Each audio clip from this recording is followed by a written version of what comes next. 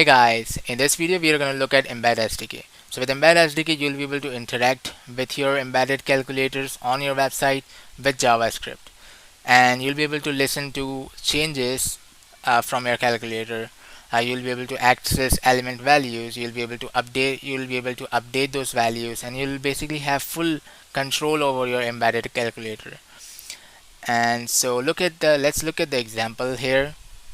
So in this example of amortization calculator, what I wanted to do here is whenever the user changes the loan term, what I wanted to do here is I wanted to fetch the latest interest rate from the backend, and I wanted to just update the value as a default here.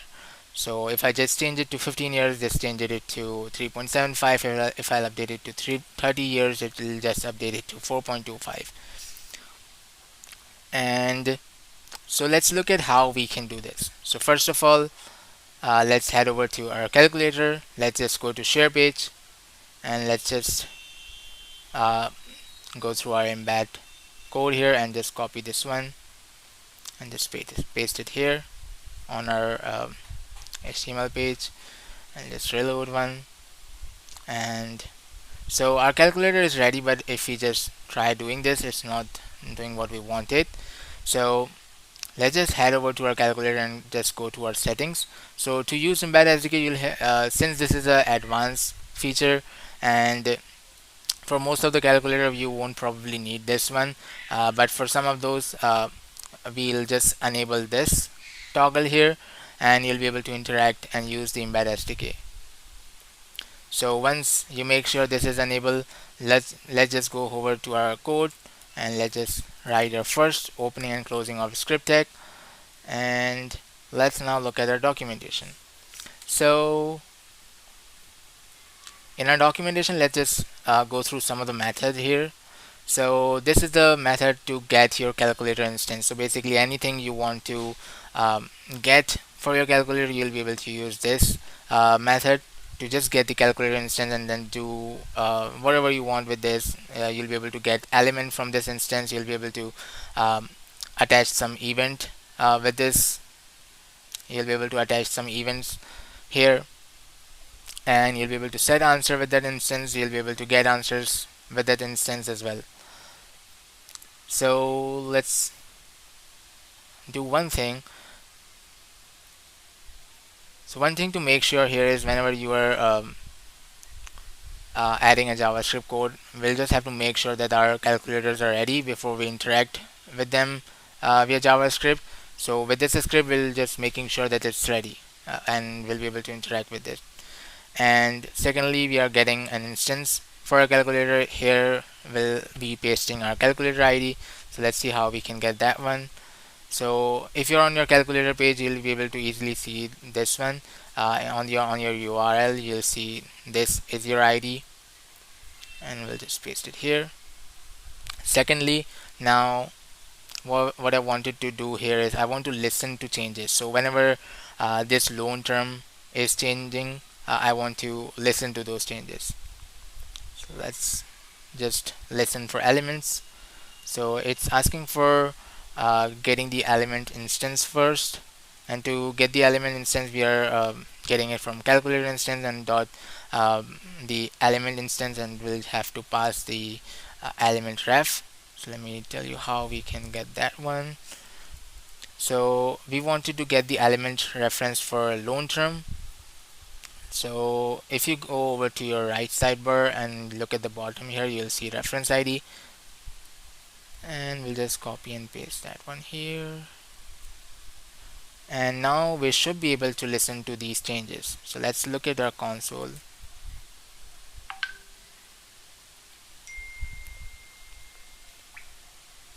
And let's just change the values here. Let's also reload first.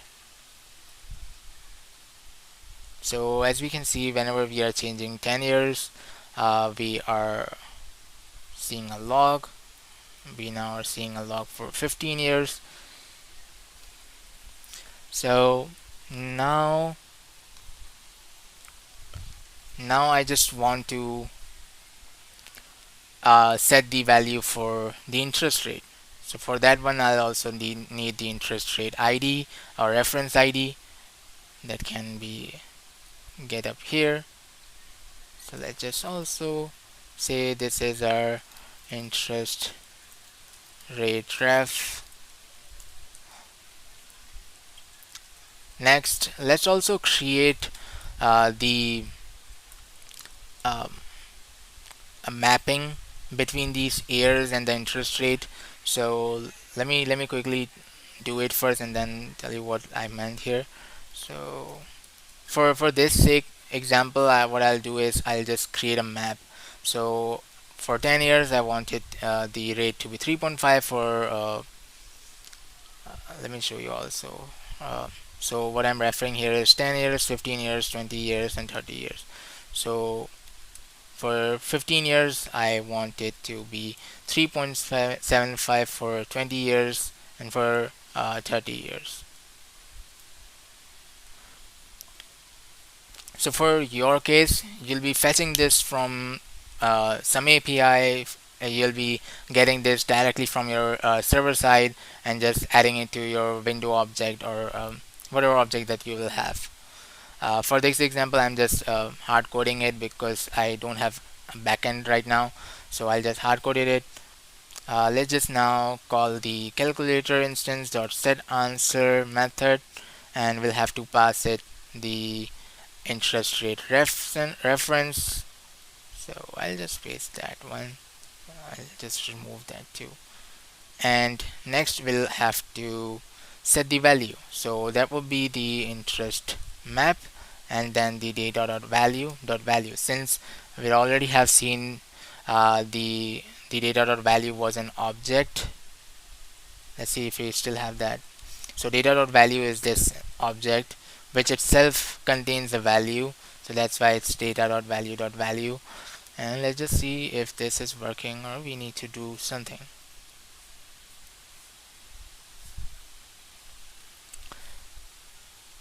And here we go. So it's changing how we want it. So that's all for this tutorial. If you have any question, drop down in the comment sections and I'll see you next time.